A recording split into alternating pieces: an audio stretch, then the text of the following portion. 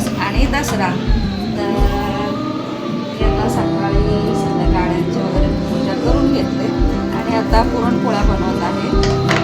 तुम्ही बघू शकता, हे बघा डाळ शिजत आहे. आता फुलं शिजत आलेलं आहे. आता मी हे भजीचं तयारी करून घेत आहे. पीठ तिंबायचं आहे. अजून खूप काही काम बाकी आहे. जसं पण मी करेन तेव्हा तुम्हाला मी दाखवत राहील.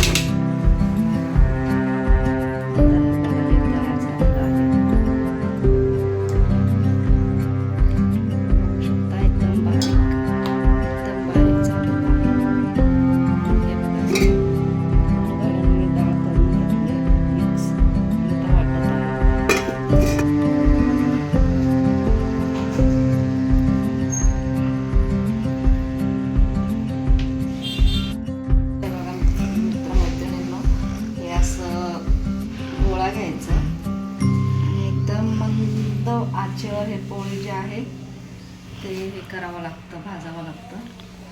तर हे बघा असं घेतल्यानंतर चपातीचा असा गोल आकार करून त्याच्यामध्ये मग हा पुरणाचा गोळा टाकावा लागतो. पीठ कमी घ्यायचं आणि पुरण जास्त घ्यायचं बघा, मगच ते पोळी खाल्ल्यासारखं पण होईल आणि टेस्टी पण लागेल.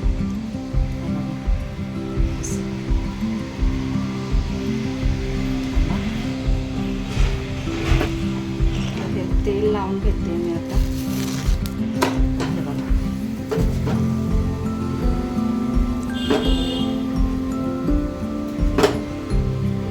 बघा हे असं पोळी फुगायला पाहिजे. आता बघा हे मी पोळा हे जे तयार वाटण आहे त्याच्यामध्ये पिठाच्या गोळ्यामध्ये घालून मग हे असं करून मग नंतर शेवटला हे राहिलेलं असं फोल्ड करावं लागतं, जेणेकरून पोळी फुटणार नाही. मग पीठ लावून काही जण तेलाच्या पण करतात, म्हणजे खाली तेल प्लॅस्टिकच्या पिशवीवर करतात. ज्यांची त्यांची कला वेगळी वेगळी असते. तर मी पिठावर करत आहे.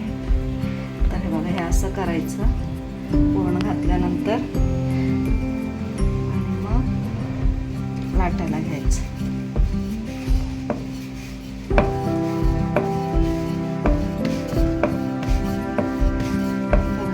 इझिली फिरतं.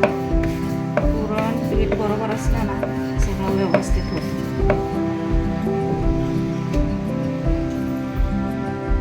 मीडियम ठेवते मी.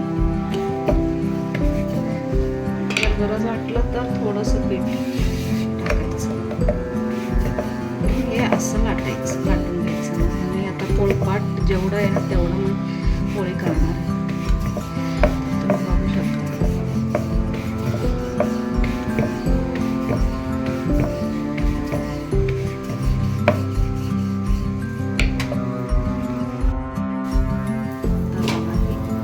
जे पोळे आहे झाले आता अजून व्यवस्थित खरपूस. आता मी काढते.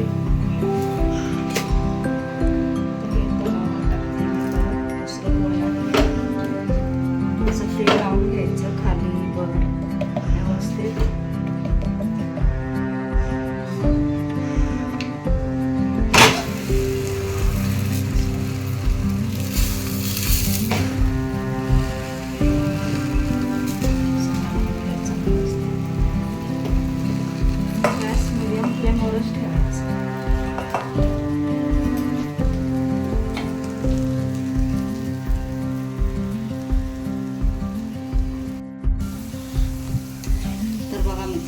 मैत्रिणींना मी हे कुरडई तळत आहे. आम्ही काय बघा आता आम्ही उडदाचं पापड पण तळत आहे. तर हे बघा आता मी भजी पण तळत आहे. पुरणपोळ्या म्हणलं ना तर त्याच्यामध्ये कुरडई, भजी आणि उडदाच्या पापडीशिवाय अजिबात मजा नाही. केलं तर सगळंच करायचं असं माझं मत आहे. कमेंट करून सांगा तुम्हाला कसं वाटतं.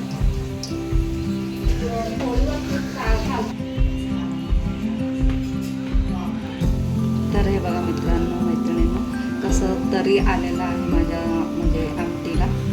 तर आता मी ताट बनवत आहे ते पण तुम्हाला रेडी झाल्यावर दाखवते. तर हे बघा तूप घातलंय आता. तर रेडी आहे आजचं हे जेवण.